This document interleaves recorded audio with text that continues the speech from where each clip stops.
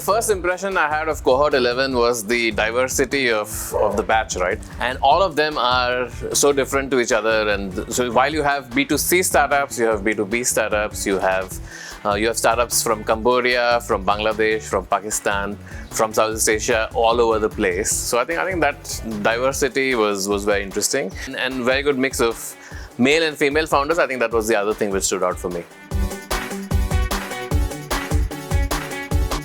So I think one common trait that I have seen across all founders in this cohort is the level of ambition that they have and confidence that they have. So this is something which stood out to me. Despite being in early stages in many cases, despite being in smaller countries in Southeast Asia like Cambodia, I think the aspiration to do something big is common across all of them. So that stood out for me.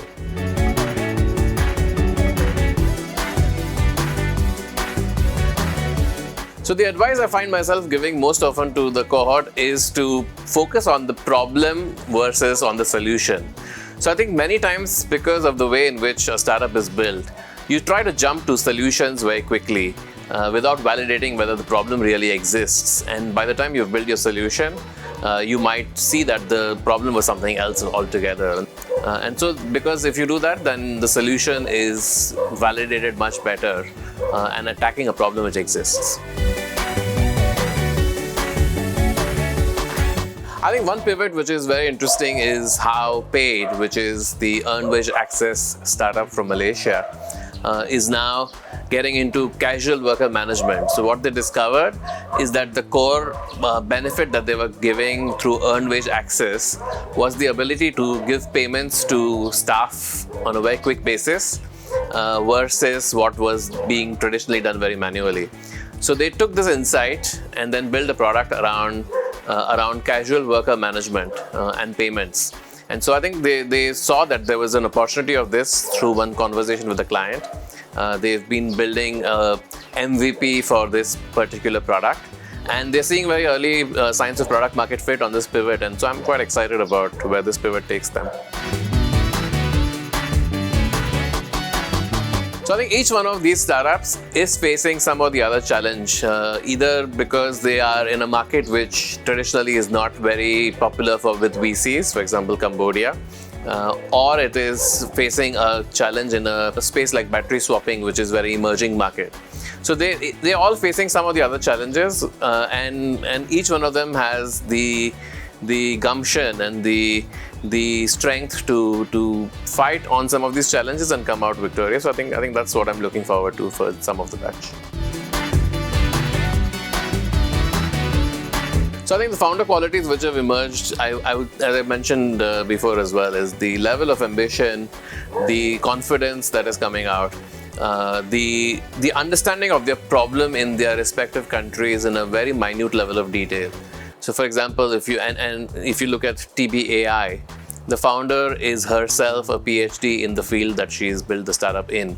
So the understanding of the supply chain, the understanding of the problem statement, finding the exact areas where she can add value in terms of her solution, I think that stood out for me, and that's something which was very impressive. The cohort, I would say much of the cohort has ambitions beyond just their home country. In some cases across Southeast Asia, and some of the startups, for example, Paid has already gone from Malaysia to Thailand. Everyone has at least some plans to expand beyond their home country at some point of time. Some of them, like ByteGenie, I believe, is also a global from day one startup. They have already clients requesting them to implement the solution in the US as well.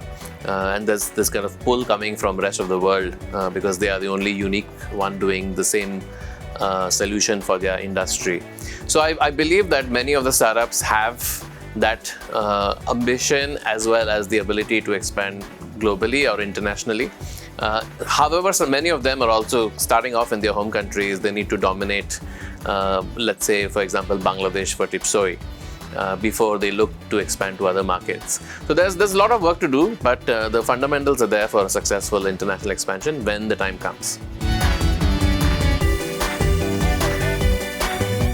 I think ByteGenie for me shows very strong fundability from an investor perspective. playing in the vertical AI space for the hospitality industry, which is a $38 billion problem that is the industry is facing. Building a solution which is particularly tailored using AI agents for that particular industry and the amount of value that they are adding. This is showing very clearly in the traction with clients that they have gotten. The paid pilots getting converted into ARR and ARR getting upsold into contract expansion. They've shown this in a very short amount of time. And with the right support, with the right funding, I believe that they can scale this business much, much beyond where they are today and potentially be a leader in this space. I think Accelerating Asia has a very structured approach to startups, especially in this stage.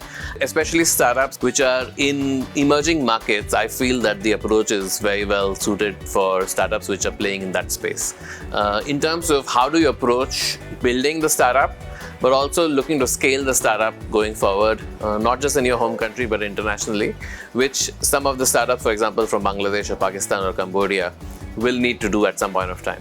And so I think the approach of not just focusing on the pitching fundamentals, which Accelerating Asia is doing in a very structured manner, but also working with the startups in a very structured fashion on their scale up, the kind of challenges that they will face during scale up, how to address some of those challenges, as well as figure out which areas of their PMF they should double down or not. And whether they should pivot or try out new ideas in some of these go-to-market strategies that they have. So I think that's something which was very interesting for me as a structured approach. Having come from a world of rocket internet before, where we expand very quickly in some cases, I think this is a very thoughtful, thorough, methodical way to approach go-to-market. I love the early stage. This is something that I've built now 3 startups. Each one of them has gone from being early stage to being more than 50 million revenue. I always look back with the fond memories that I have at the early stage for each one of my startups. The kind of challenges that you face in the early stage, the uncertainty of your product market fit, the conversations you have of deep discovery of problems with your clients, and the solutioning that you do with your team, and the late nights eating pizza and coffee, those are something which deeply resonate with me. And I see that across all 9 startups in this cohort, and that's what drives me to work very closely with them as now a mentor and a friend on this journey. It's cool to see from the other side as well.